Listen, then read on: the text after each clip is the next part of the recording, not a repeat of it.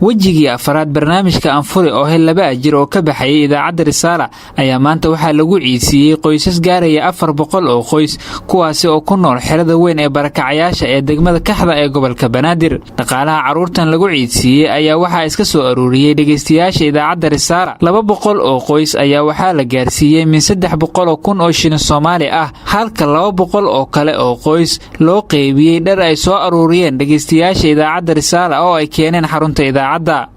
agaasimaha idaacadda Risaala Ustaad Maxamed Cabdiwahaab Cabdullaahi ayaa sharaxaad ka bixiyay tan iyo markii la bilaabay barnaamijka Anfuri oo hel laba ajir qoysaska ka faa'iideystay. Wejiga koowaad ee afurinta waxaan sameynay 50 qoys aan afurinay oo lacag gaaraysa 1200 oo dadkaas ay soo aruuriyaan aan ku afurinay.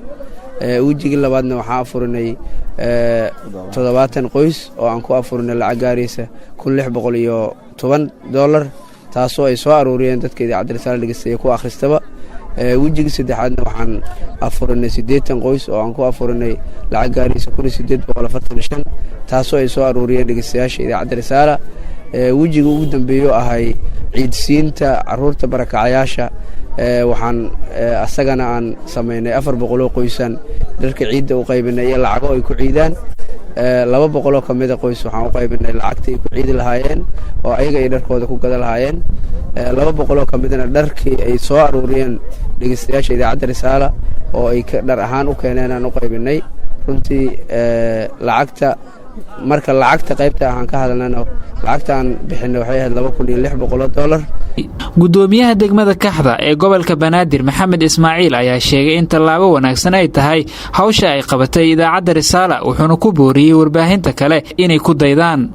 agaasimaha iyo shaqaalaha warbaahinta Risaala oo inta barnaamijka soo waday oo in badan hore ugu ducaynay in badan aanu ducayn doona Ilaahay idamkiis maantana ajirkii iyo xasanaadkii ay inta soo wadeen inay soo gabagabeeyaan jecel waxaanu leenahay Risaala oo hogaaminayo halyeyga agaasime iyo shaqaalaha qaaliga ee noocyada kala duwan isugu jirta warbaahinta Risaala waxaan leenahay miisaankiina xasanaadka Allah idin ziyaadiyo horaan idinku sheegnay Ilaahay baa idin abaal marin doona.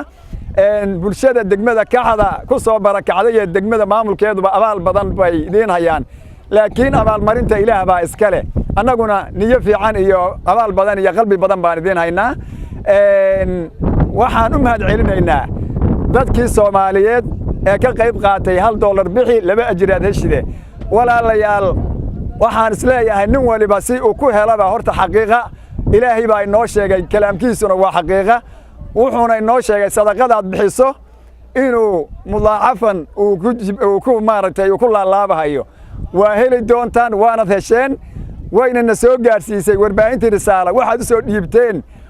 waalidiinta dhalay caruurta ciidda loo qaybiyay iyo qaar ka mid ah caruurtaasi ayaa ka mahad celiyay tallaabada dharka ciidda loogu qaybiyay.